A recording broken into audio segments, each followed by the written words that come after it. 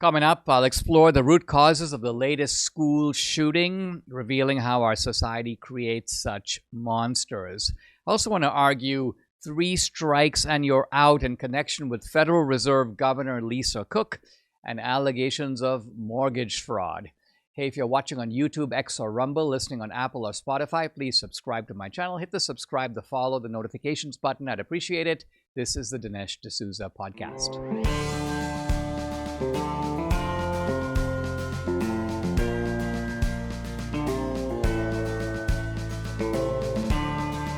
America needs this voice. The times are crazy. In a time of confusion, division, and lies, we need a brave voice of reason, understanding, and truth. This is the Dinesh D'Souza podcast. A few days ago, there was a shooting at a Minneapolis Catholic school. 2 children dead, several injured. And I remember Debbie and I talking about this right when it happened. And both of us got the vibe that the shooter was trans. We didn't know that to be the case. And obviously, I've learned now not to speculate about these kinds of things. But sure enough, the shooter, I shouldn't say is, or was, because the shooter ultimately turned the gun right on himself. We are talking about this guy who goes by Robin, and Robin is the trans name. And it's a very interesting case because it's a case where the trans shooter was well aware that he was deeply messed up. In fact, he was deeply aware that he was not really trans.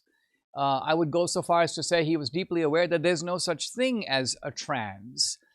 There is only people who are delusional. And this Robin, the shooter, was born, by the way, as Robert, one of 5 children, apparently had a difficult upbringing, then was essentially, did all these treatments, became Robin. And then when you look at the shooter's comments, the shooter says, in effect, something like, I kept the long hair, but that's really all that's left of me being trans. So that's all that's left of me being a woman. I think what this Robin Westman is trying to say is that this transitioning doesn't really work. It doesn't make you into something else. In fact, you can lull yourself into a delusion, but at some level, if you're honest, and there's an element of honesty here, you have the shooter recognizing that I'm still who I am. And I think really this is what leads to a certain type of breaking point. In other words, the attempt to transition and then the recognition that that's a fraud. Actually, on our way to the podcast this morning, Debbie and I, we typically swing and pick up a cup of coffee at a coffee shop, and when we're in line, we see a kind of a symbol on the car in front of us, and Debbie's like, "What is that?" And I say, "Well, it looks like a skull." And Debbie goes, "No, look more closely. It's actually a satanic symbol." And when you look more closely, it does appear to be that. And then it's confirmed by the fact that right above it, on the windshield itself, there's a big kind of satanic type of sign. It's a star with a figure embedded inside of it. We peek inside the car. What do we see? We see a trans person. With basically a man with lipstick and big flowing hair, very freaky looking. And I was thinking to myself, what's the connection here between the trans and the satanic symbol? And I said to Debbie, I said, well, I think this person, if I had to just guess, is basically angry with God for making him trans. Now, I'm not saying that God actually made him trans. God doesn't make anybody trans. But what I'm saying is this is a person who is completely messed up in the head over their gender identity, if you want to call it that. And they go, God, why did you put me in this position? Why do I feel this way? I blame you. And think about it. If you blame God for something and you decide ultimately to make a radical break with God, you may think that the conventional way to do that is to become an atheist. Well, I will stop believing in you, God.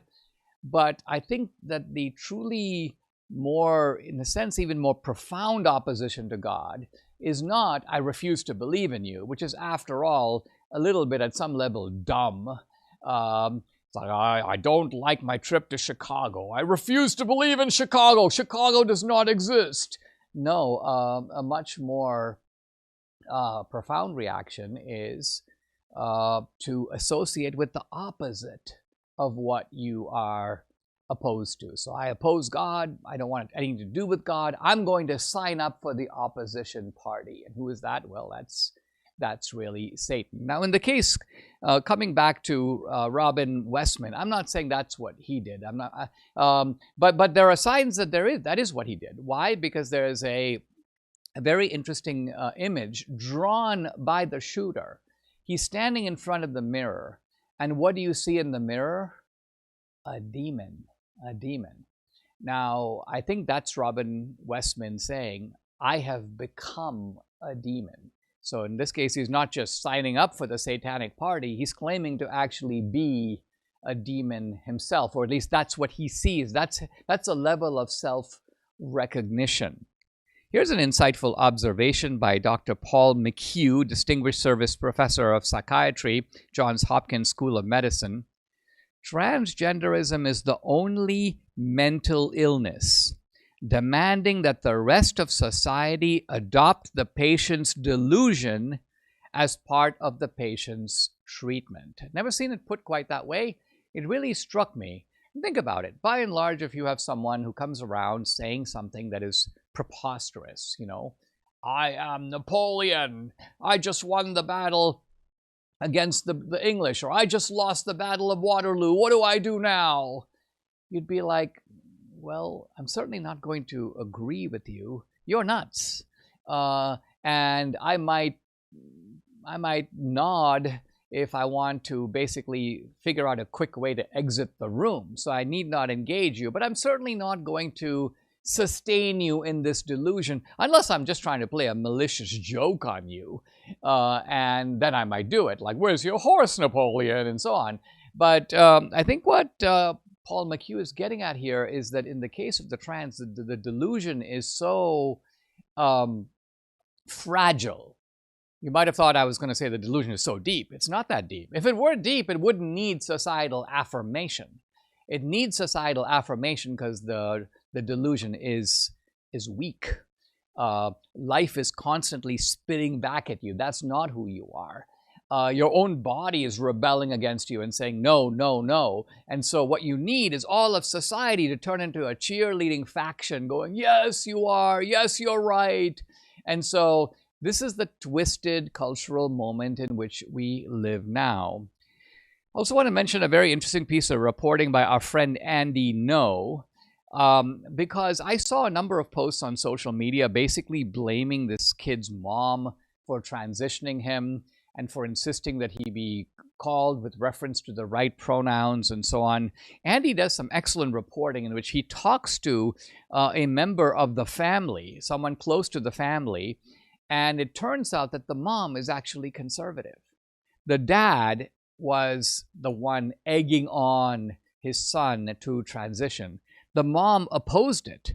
And evidently the mom even told him, I'm now going to quote from Andy's article, I remember one day she said something like, in the future you will feel ridiculous about who you feel like you are inside. You will regret it.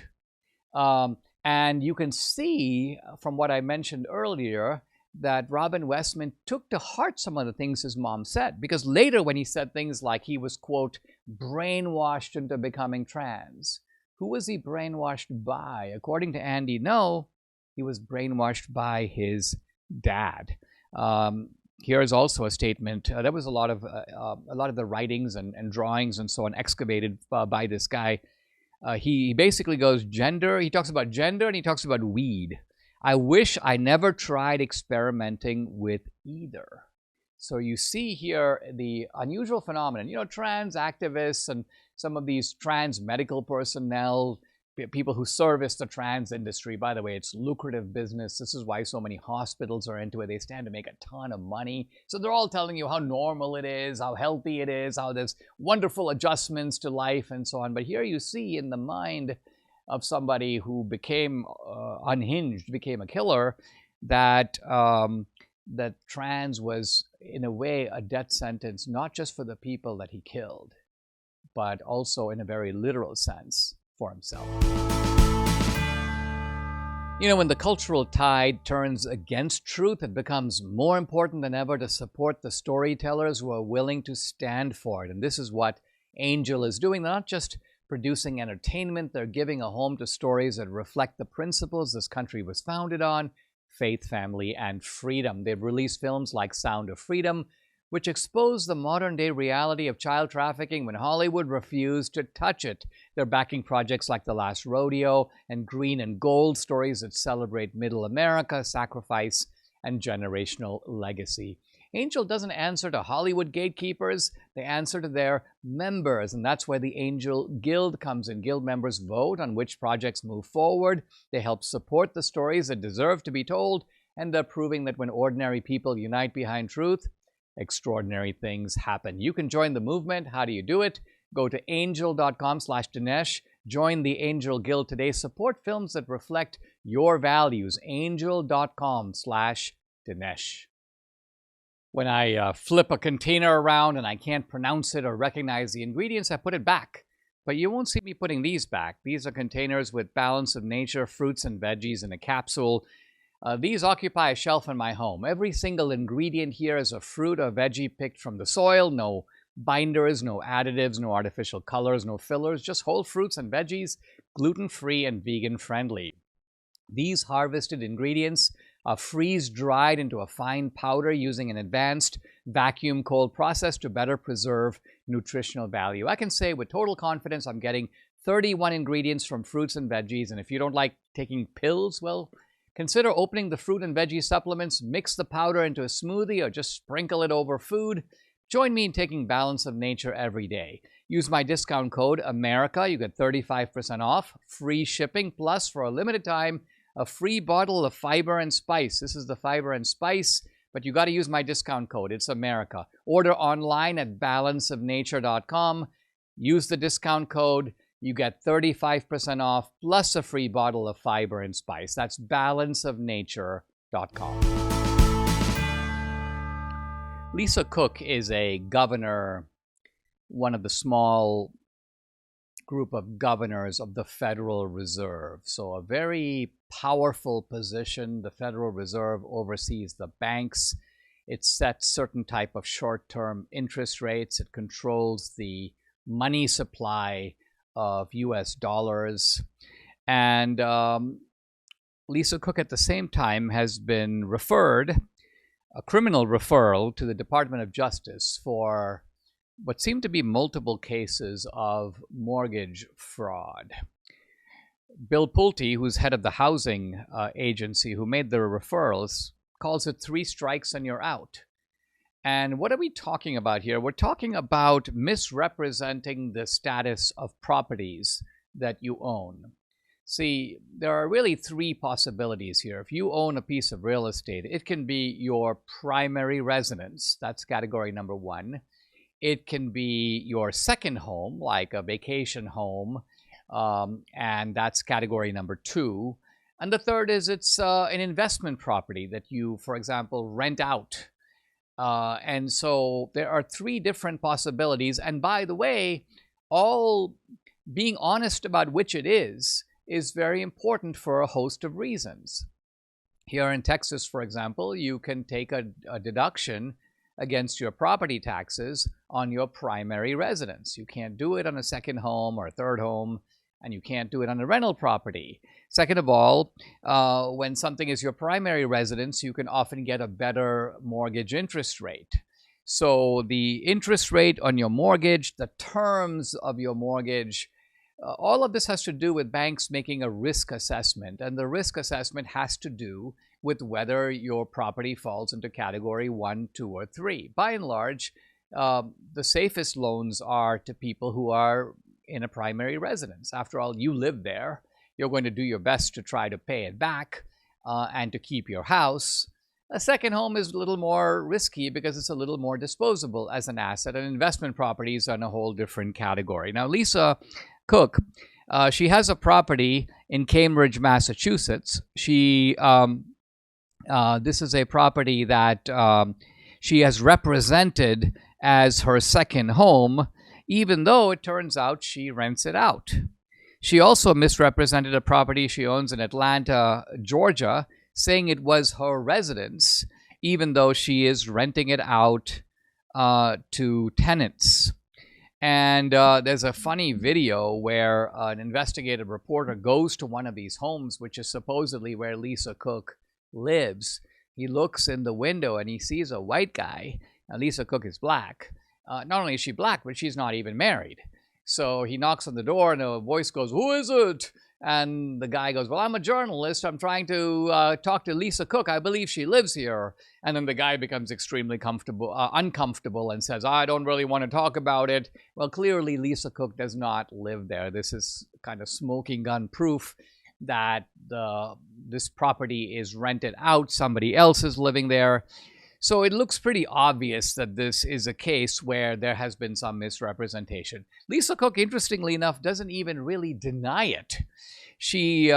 Trump has fired her for cause. Trump, by the way, can't remove governors of the Federal Reserve except for cause. But having 3 separate instances of alleged mortgage fraud really does offer plenty of, quote, cause. Now, there's a legitimate argument about the independence of the Federal Reserve, and this is the basis on which Lisa Cook seems to be fighting this. She seems to be saying, listen, Trump, you stay out of this. This has nothing to do with you. If there's mortgage fraud or if it's just a clerical error, and let's think about it. Is it really reasonable that this is some kind of, quote, clerical error? It's like basically saying, you know, I'm at the Justice Department as a prosecutor. I've made a series of legal errors. Really, you're a lawyer. You're serving in a very high position, and this is related to your field. Think about it. The credibility of the Federal Reserve. The Federal Reserve oversees banks. One of the primary things that banks do is they do mortgages. They do mortgage lending. And the Federal Reserve is constantly emphasizing to banks the need for accuracy in mortgage lending applications. Now, how can you credibly do this when one of your own governors, Lisa Cook, is basically fudging and faking and giving false information on her mortgage applications? By the way, not accidentally, but all to benefit you. You know, one way you can tell if something is fraud or if something is done with intent is simply to look and see if the ball always falls on the same side of the net. So let's say you make errors on your taxes, but guess what? Some of those errors benefit you. Other errors benefit the government. You end up paying too much because guess what? You're just sloppy with numbers and you make mistakes. But let's say you make a series of mistakes on your taxes and all those mistakes benefit you. Then it's quite clear that these aren't, quote, mistakes. You are taking advantage of things. You are trying to fudge in your favor. And that's clearly what's going on here. So is it Trump's job to fire Lisa Cook? I think it is. I think ultimately Trump will be vindicated in court on this one. But let's say you take the opposite position. No, it's not Trump's job to fire her. That should be done by Jerome Powell. Well, my point is, why hasn't it? I'm looking right here at the Federal Reserve website. And on the Federal Reserve website, it lists Board of Governors, and there it is, Lisa Cook. And so Jerome Powell is clearly keeping her on. He is letting the process play itself out. Now, there are some people who say, well, you know, innocent until proven guilty. We shouldn't rush to judgment. We should give someone the benefit of the doubt. And that does, by the way, apply to the legal process. So nothing I say is a denial of the principle of innocent until proven guilty. But very often in a sensitive job position, when you are credibly accused of an offense, it is proper that you step out, you step down, you resign. Now, maybe if you're vindicated, you're reappointed and you come back. But in this case, it seems pretty clear that there is some hanky-panky that appears to have gone on. So you have a constitutional right to a presumption of innocence, but you don't have a constitutional right to remain as a governor of the Federal Reserve. I think that Jerome Powell would do better to take action himself. That would put the matter to rest. He clearly has the authority to fire her. He's her boss. But then, of course, Trump is also the Federal Reserve. You just have to look up a governmental chart. They are an agency that is part of the executive branch of the government. So they are ultimately answerable to Trump. And so using his discretion as president, he has fired Lisa Cook for cause. And I think he will be vindicated in that judgment. Mike Lindell tells me a major retail chain recently canceled a big order, leaving MyPillow with an overstock of classic MyPillows. But hey, their loss is your gain. For a limited time, MyPillow is offering the entire classic collection at true wholesale prices. I've actually never seen them this low. Get a standard MyPillow for just $17.98. Upgrade to queen size for just $22.98 or king size $24.98. You can snag body pillows for $29.98 and versatile multi-use pillows for just $9.98. Plus, when you order over $75, you get $100 in free digital gifts. No strings attached. That's right. Premium pillows at unbeatable prices and bonus gifts to top it off. So don't wait. Call 800-876-0227. That's 800-876-0227. Or go to MyPillow.com. Don't forget to use the promo code DINESH Dinesh and grab your standard MyPillow for just $17.98 while supplies last. Guys, with a big film just around the corner, I'd like to invite you to check out my Locals channel and consider becoming an annual subscriber. I post a lot of exclusive content there, including content that's censored on other social media platforms. On Locals, you get Dinesh Unchained, Dinesh Uncensored. You can also interact with me directly. I do a live weekly Q&A every Tuesday, tonight, 8 p.m. Eastern. No topic is off limits. I've also got a movie page on Locals with documentaries and feature films, 2000 Mules, Police State, Vindicating Trump, Trump Card, our feature film, a political thriller called Infidel starring Jim Caviezel, and coming in October, the new film, The Dragon's Prophecy. Hey, if you're an annual subscriber, you can stream and watch the movie content for free. It's included with your subscription. So check out the channel. Go to dinesh.locals.com. I'd love to have you along for this great ride. Again, it's dinesh.locals.com. Guys, I'm really happy to have in studio today a good friend and a fellow Texan and a fellow conservative thinker, an organizer, and activist. It's Christian Collins. He's founder of the Texas Youth Summit, which is a nonprofit organization that empowers young people, I think not just in Texas, but around the country. Christian has a lot of experience in political organization, public relations, strategic communications. He's worked with nonprofits, businesses, political campaigns. By the way, the website, texasyouthsummit.com. There's a big conference coming up. We're going to talk about that. Follow Christian on X at Collins for Texas, meaning TX. Collins for TX. Christian, welcome. Great to have you in studio. It's always a pleasure. I'd like to talk to you a little bit about the politics of young people today, because my impression, and it's only an impression, as you know, Debbie and I, between us, we have two 30-year-olds and a 25-year-old and our son-in-law. So our sample size is much smaller than yours. But it looks to me like what's happening with young people is that they're bifurcating in the sense that you have extreme leftists who are pro-Palestine, pro-Hamas. You seem to have that kind of ferocious activism on the left. I haven't seen something like that since, really the late 60s and early 70s. And on the other hand, it seems like you've got a strong neo-traditionalist, also MAGA. You've got students today who are more conservative than, let's say, Debbie or I were when we were in the Reagan generation. In fact, I sometimes hear these young people say, yeah, you guys are boomers and you kind of, you took a very easygoing and kind of tolerant attitude toward the left. And, no, we operate in a more combat mode. Give us your kind of 20,000-foot view of how the politics of young people differs from, let's say, the Ted Cruz generation or a lot of the other people you and I both know in common who are really more from the Reagan era. Well, I want to speak specifically to the politics of the right, but before that I go there, I just want to thank you for all the great work that you do, Dinesh, and I'm honored to be on your show, and thank you for coming to the Texas Youth Summit. And look, as it relates to our party, President Trump has done so well with young people, and it's credit to maybe his podcast strategy. Barron Trump and my friend Alex Bruesewitz were really leading the effort to reach out to a lot of these podcasts where younger generations get their news. And unfortunately for the mainstream media, young people really aren't going to Fox News or CNN or MSNBC and places like that. They're getting their information from these podcasts like yourself, like Joe Rogan, people like that, where they want to get information.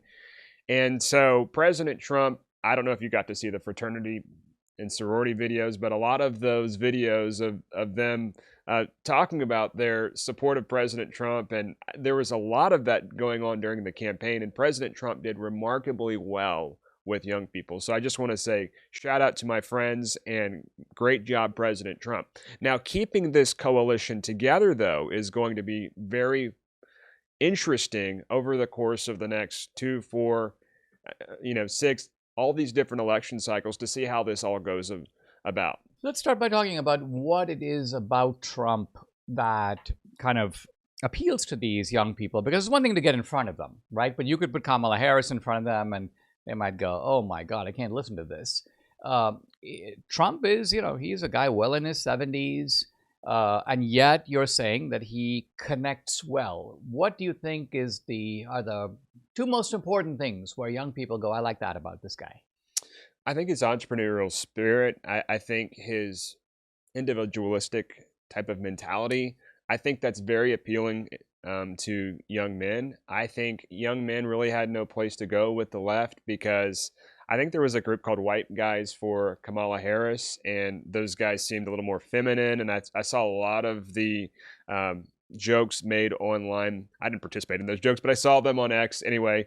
Memes made about those on the left who were supporting Kamala Harris. And if you're a guy, you want to be perceived to be masculine, you want to be strong, and you want to follow somebody that espouses that. And that's not just true of white guys, that's true of Hispanic guys. President Trump did incredibly well with Hispanic men.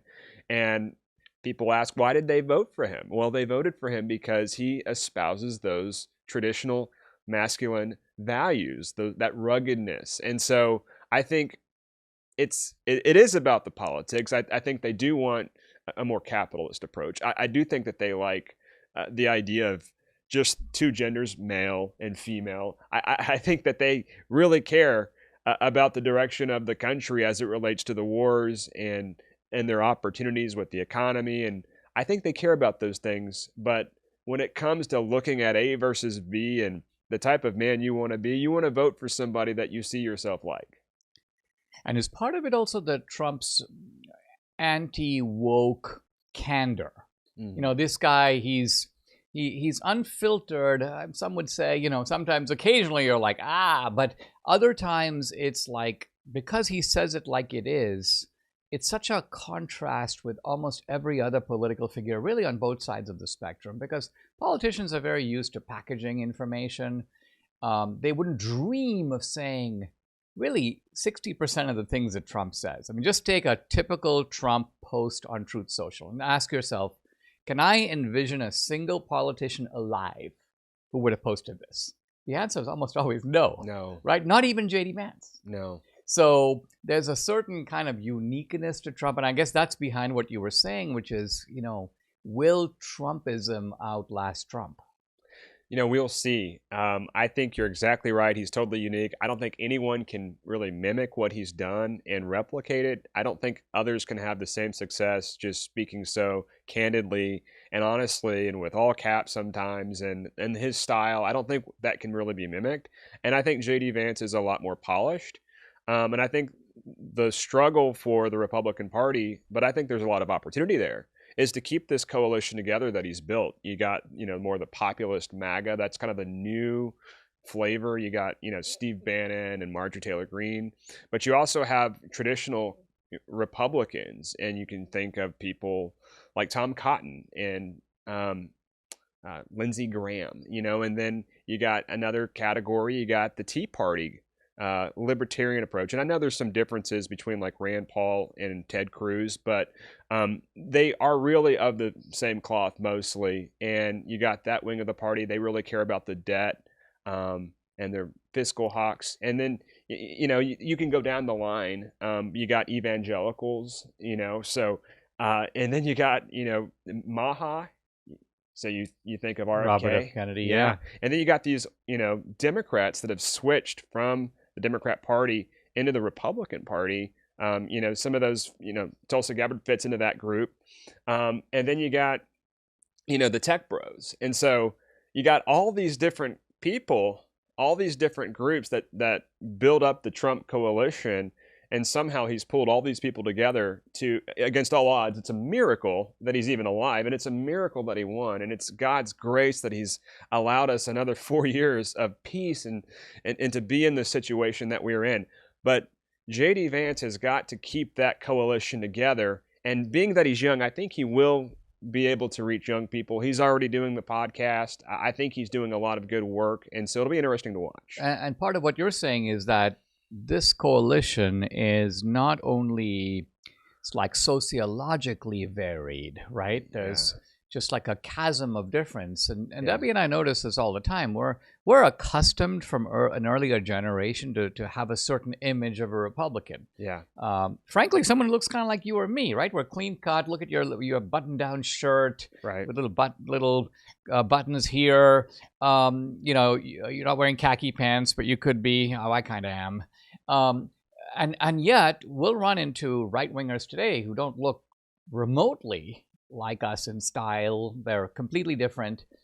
And then they're also, quite apart from, the evangelicals over here, the libertarians over there, you have these ideological differences, at least over certain key issues. Now, in the past, if you had differences, they were sort of settled this way. The evangelicals care about abortion. The libertarians care about lower taxes. Okay, you libertarians focus on lower taxes. Don't worry about abortion. We'll take care of that. So it's almost like you parcel out to each side. The foreign policy neocons, okay, you worry about foreign policy. But now we have, for example, over Israel. Yeah. You've got a camp that cares a lot about Israel, and they're on one side. Let's just call it the Tucker Carlson, Steve Bannon, let's say Marjorie Taylor Greene side. And then you got another camp that cares just as passionately about Israel, but they're on the other side, and they're this is inside of the MAGA camp.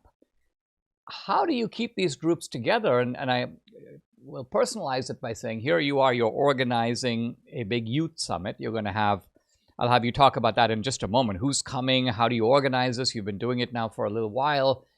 How do you think this kind of issue can be reconciled on the right?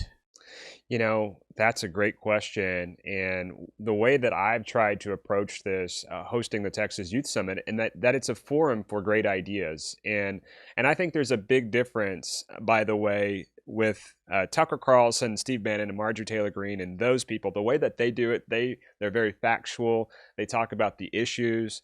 There's no conspiracy theories. They do things very well versus maybe someone like a Nick Fuentes who's in a different category. And I'll say that I don't think that they disavow or dislike Israel. I think that the way that they're approaching it is just, why are we so involved from a foreign policy perspective? And then you got more traditional conservatives on the right. We saw the debate between Ted Cruz and Tucker, and it was very interesting for us to watch. And Ted, comes from a an evangelical perspective, a more traditional Republican view of Israel. And I think, President Trump having to keep all these coalitions together ultimately has sided with, intervention and supporting Israel. And he's taken the more traditional Republican view, which also kind of crosses over into the more of the evangelical view of supporting Israel, because they believe it's biblically the right thing to do, the evangelicals. And the traditional Republicans realize that, that's our greatest ally in the Middle East. We get so many different intel from Israel to kind of stabilize the Middle East the best we can and to know what's going on there. It's really important, they feel, to continue the American hegemony and protect what we've stabilized and built there with all of our allies in Saudi Arabia and Qatar and other places. So, and what you're saying is that there's a legitimate debate on the right over what is America first, right, insofar as it relates to Israel. In other words, is it in the American interest for the U.S. to maintain the close tie it's had with Israel? Are there times when Israeli interests and American interests clash? And you're saying that we should have it out. We should engage this debate, not try to shut it down in any way, because these are people essentially trying to clarify what are the country's interests in this situation. Absolutely. And I think the Texas Youth Summit and other groups like Turning Point USA, you see all these speakers go there. You see Ted Cruz go there. You see Tucker Carlson and Steve Bannon go there. And it's a forum for great ideas. And I don't want to be a carbon copy of Charlie Kirk and Turning Point USA, but I can glean from somebody like Charlie who's doing things very well. He's a very accomplished young man doing an excellent job with Turning Point. And the way that he's handled this, while supporting Israel, but continuing to keep all of these relationships and having, Turning Point be a forum for great ideas, I think is the right approach. And that's the way that we've tried to do things at the Texas Youth Summit. And I don't think that I know everything. And so I definitely want to get to the bottom of this and try to do things the right way. And I don't think any of us really want a war. We didn't want a war with Iran. I know I didn't. Lindsey Graham might have, but I think the way President Trump, helped get us out of that situation. I think it lasted a total of 5 days. That's what we want. We don't want to be involved there long term the way we were in Afghanistan. Yeah, I think even Trump recognized that if he had committed troops a la Bush in Iraq, that would have been a whole different thing. So that we have a seemingly uniquely Trumpian approach that even on Ukraine, where a lot of people are very critical of that war, including Trump, it doesn't appear like Trump's view is, okay, we're out. Yeah. Trump is constantly entertaining, oh, well, I'll bring this guy over here. Maybe they'll work out a ceasefire. So Trump's approach appears to be, this needs to stop. But even most recently, I hear Trump saying something to the effect of, hey, listen, we could maybe give a security guarantee to Ukraine in conjunction with the Europeans. Now I'm sure that's not something that Bannon, let's say, wants. So Trump is he's not staying out of it like Pontius Pilate style, right? He's not washing his hands. He's taking a stance, but you're saying he's still keeping the coalition together. I think that's right. Talk about the Youth Summit. Who's going to be there? When is it? And is this something that's going to be? Can people come? Can they? How can they watch? How can they be part of it? Well, just wrapping up that point, personally, I do support the Jewish people. I love that Israel exists. I definitely don't want to entangle American any more foreign policy, wars, that will just entrap us for generations to come. And that said, I'm just so honored to have you there at the Texas Youth Summit. It's September 19th and 20th in the Woodlands at the Woodlands Waterway Marriott. It's going to be a great event. We have Senator Ted Cruz. We have Attorney General Ken Paxton, Congressman Wesley Hunt, Allie Beth Stuckey. We have Yamni Park and Maureen Bannon and so many others we're just really excited about some new people that we haven't had before. Who are the young people who come, and how do they come? Do they come from colleges, from schools? How do you sign them up? Because you've been doing this now for how many years? This is our 7th conference, so Yeah. we've been doing it over 6 years, and they come from Christian, private, public schools. They come from homeschool groups, so they come from different organizations. We don't have chapters, but I'm speaking this week at the Young American Foundation's chapter at Texas A&M. I work with the Turning Point groups, work with the College Republicans, the Young Conservatives of Texas. So all of those groups support us. But I work outside of those groups, pro-life groups, and we have a lot of churches that support us throughout the Houston area and send youth groups. And I think it's important that young people have a foundation for what they believe. And some of them may call themselves Christian, like I did. I came from a minister's home. My dad was a pastor, but I didn't have a Christian worldview. And so when I went off to college, there was a time where I felt that I was agnostic, maybe a Democrat. I was leaning toward voting for Barack Obama just because I liked the idea of a black president. And I was going to the Democrat club for a while, and that was my first year in college. And so how did I go from being in a minister's home to getting to that point? But a lot of the Democrats they weren't crazy leftists. They were just very nice people, and they were liberal, not leftist. And I had a wonderful liberal teacher who showed us Michael Moore videos. It's kind of like the opposite of who you are. Well, I mean, I think it shows you that Yeah. there's an age, 17, 18, when you're stepping out of home for the first time. Yeah.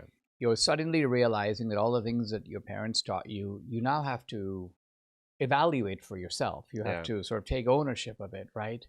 And you're in an environment that is defined as learning, Mm-hmm. so that you've got professors who admittedly know a lot more than you do. And so you're open probably to changing your mind far more than at almost any other time in life, because you're suddenly aware of the gulf of knowledge that separates you from this whole academic way of thinking. I think the problem is, for a lot of professors who are very ideological, they take advantage of that. Yeah. Because they realize, I'm going to make the left-wing point of view seem sophisticated and the conservative point of view seem dumb. Yeah. So that I'm going to make young people believe that the only reason that they think these things is because they've been indoctrinated by their parents, and that I, Professor X, I'm actually going to assist in their deprogramming so that they can truly become a liberated human being. There's a lot of this kind of thing going on, and it's been going on, I think, for quite a long time. So your Youth Summit is like it's a small but necessary antidote to all that. Guys, the website is texasyouthsummit.com. Follow Christian on X at Collins for Texas, meaning TX. I've been talking to Christian Collins, founder and president of the Texas Youth Summit. Christian, always a pleasure. Thanks for joining me. And here's to a great event. I'm looking forward to being part of it. Thank you so much for having me, Dinesh. Look forward to seeing you there. Good stuff. Yeah, thank you.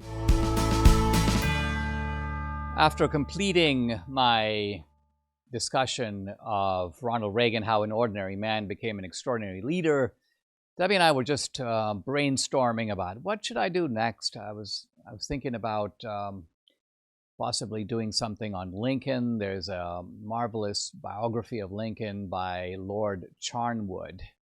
This is a British lord, believe it or not, writing about Lincoln. You think a very odd person to do that, but it's very insightful and beautifully written biography. But I mention it only to recommend it to you. I'm not going to be doing that next, because Debbie goes, why don't you return to Christian apologetics? And it's just a nice complement to the political stuff that I talk about day in and day out.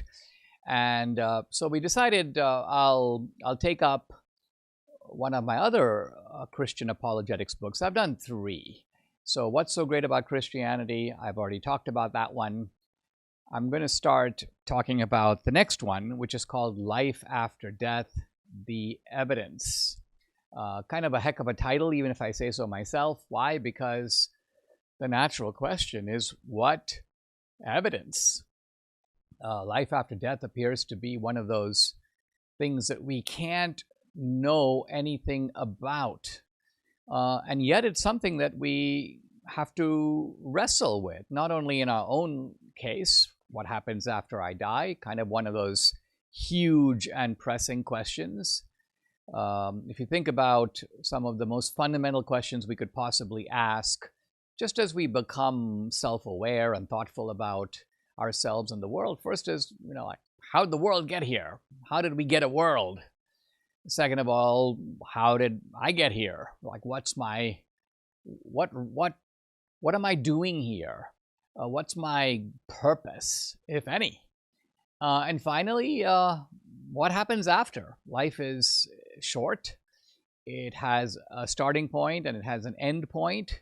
Oddly enough, the starting points, the early stages of life and the very last stages of life weirdly resemble each other in certain respects. You're feeble, you're more helpless, you're dependent on others, you can't walk very well, and then what? You have death, but is death really the last word? Is it the end, or is there something beyond? And if so, what? Now, traditionally, people have thought about these things through the lens of faith, and I believe, I have faith that I will live on after death. And the source of that faith is very typically religion. Now, weirdly, it's not exclusively or always religion, as we'll actually see. There are people who are not religious. And I don't just mean people living today. I mean people historically, great figures who are not conventionally religious in any sense. Think of a guy like Socrates. Socrates is coming out of pre-Christian Greece, living around 500, the 5th century BC. And Socrates believes in life after death, but he believes in life after death solely based upon philosophical reasoning. In fact, a very simple and yet very hard to refute kind of justification for why a certain part of us, Socrates doesn't hesitate to say, the soul, lives on after death. But mostly people who believe because of religious reasons. The question that I'm going to be discussing here is that faith reasonable? Is that faith a faith that is supported by knowledge? And by knowledge here, I mean knowledge in a whole bunch of different areas. One of the things about this book I think you'll find exciting and eye-opening is it is going to be a kind of a tour d'horizon, which is a kind of a tour of the horizon of a bunch of different fields. You'll learn some history, you'll learn some philosophy, you'll learn something about brain science, you'll learn something about physics and astronomy. And you might say, well, heck, Dinesh, how do you know about all these things? And that's because I am truly all-knowing. No, I'm just kidding. I did that purely for a reaction from Debbie. No. It has been a, it's a passion of my life to dive into these different fields, not simply due to an interest in and of itself, but to try to excavate things out of them that cast a light on these types of big questions. That's really my motive. I don't study philosophy, for example, to say, like, what did Schopenhauer think about ethics? By itself, who cares? It's really more like, this is a very interesting moral dilemma. Now let me look and see if there are people smarter than me who've lived a long time ago who have already, I'm framing questions, but there are other people who've already been there. They've thought about these questions, they've come up with answers, they have anticipated objections to those answers, they have replied to those objections. Those are the people I actually want to consult. Why? Because they help me go beyond ordinary experience. And this is really what learning is all about. By and large, our experience in life is absurdly narrow and limited. And so as a result, our circumference of knowledge is confined to that. And so if you want to go beyond that, you want to consult a much wider body of not only experience, but of reflection. And there are people who have devoted their whole life to considering one single point. Think of a guy like Einstein, who's basically has a single problem or a single question. In Einstein's case, of course, it has to do with light. It has to do with Einstein constructs all these thought experiments. By the way, I'm mentioning Einstein because he's relevant to what we're going to talk about in this book. The book, by the way, Life After Death, The Evidence. Einstein will pose a question like, if I have a light meter and I measure the speed of light, I'm going to get a certain number. But what if I was on a spaceship riding alongside that light beam, and now I measure the speed of light from the spaceship? What number am I going to get? And is it going to be the same number as if I were standing, let's say, on the sidewalk while a light beam flashes right by me? This is the kind of question you might ask. Well, why would you ask such a question? It turns out that asking a single question like this and giving the correct answer really changes your outlook on the physical world. So this is a book that deals with a question, which is there life after death? What is it like? What can we reasonably think about it? But it does so in a, if I may say so, in a secular way. And by a secular way, what I mean is not that I'm not interested in the Bible, I'm not interested in Revelation. I would put it this way. A secular examination of these issues, from my point of view, means that the Bible is not the starting point of the inquiry, but it's the end point. And what I mean by that is I want to show that through an examination of history, of cosmology, of physics, of brain science, looking at whatever we can know and learn about life after death, we come to conclusions that are incredibly consistent with or congruent with the statements in the Bible. And I have an introduction in this book by Rick Warren, and when I pick up on this tomorrow, I'm actually going to go through Rick Warren's introduction because it covers some of the key themes and what the book is trying to do. But I'll leave you today with just a few of the comments on the back of the book, which I think you'll find pretty amusing. This is Stephen Barr, professor of particle physics at the University of Delaware. A delightfully readable book on a subject of surpassing importance. I found myself constantly amazed at the clear and accessible way in which D'Souza writes about such deep and subtle questions, drawing upon his broad knowledge of the latest discoveries in fields as diverse as cosmology and neuroscience. He makes a powerful case for life after death. I mention this because Barr is, in fact, a leading physicist, and to have him, it's a way of saying Dinesh actually does know what he's writing about. He's covering territory in a thoroughly respectable way. Here's the philosopher Daniel Robinson, philosophy faculty, Oxford University. It's always a pleasure to read works by Dinesh D'Souza. Life After Death is no exception. The author guides the reader gently. I emphasize the word gently. This is not like heavy lifting. Through the thickets of philosophy, physics, brain science, toward his stunning conclusion that is made to seem entirely reasonable because it is reasonable. Then we have Deepak Chopra. Yes, some of you may go, that kook, why did you have him? Well, I had him basically because he's also Indian. No, and actually that's not the reason. I just thought it'd be interesting to have a guy who's more in the non-Christian, somewhat new age zone, just to throw the potential reader off and say, hey, listen, I'm getting some rather surprising figures, writing not only for the religious believer, but also for the honest seeker. Dinesh D'Souza displays a sophisticated understanding of religion, philosophy, history, and science in making a convincing case for life after death. And finally, this is my old debating partner, now sadly dead, Christopher Hitchens, author of God is Not Great, prominent atheist, along with Richard Dawkins, probably one of the two leading atheists in the country in the past generation. And here Hitchens, he likes to do a blurb that is a bit of a double entendre, but nevertheless the blurb is surprising to have because he's recommending the book.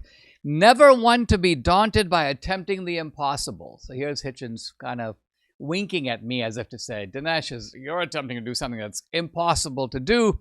Dinesh D'Souza here shows again the argumentative skills that made him such a formidable opponent. So Hitchens was told many people that I was the toughest person he ever debated. I think the reason that he said that is a number of times after our debates, we would have a vote on the part of the audience. And I think it's probably fair to say that about 5 times to 1, I was the winner of those exchanges. Now, of course, he could say, well, the audience was already biased in your favor.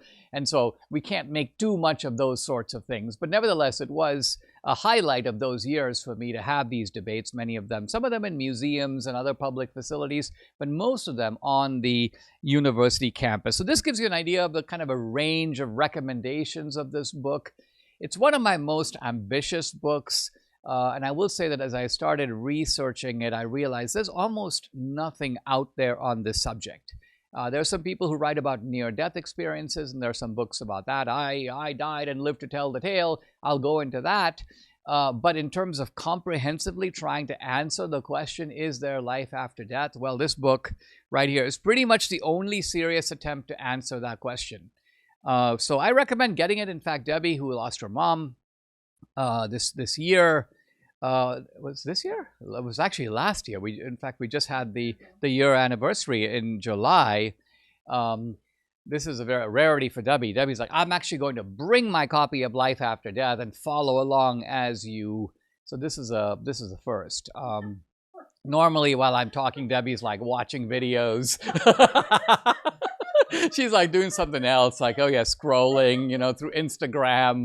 No, actually, no. She does pay attention, but she doesn't normally tote her book. So this is going above and beyond, which I think shows her interest in a topic that obviously engages all of us. Subscribe to the Dinesh D'Souza podcast on Apple, Google, and Spotify, or watch on Rumble, YouTube, and SalemNow.com.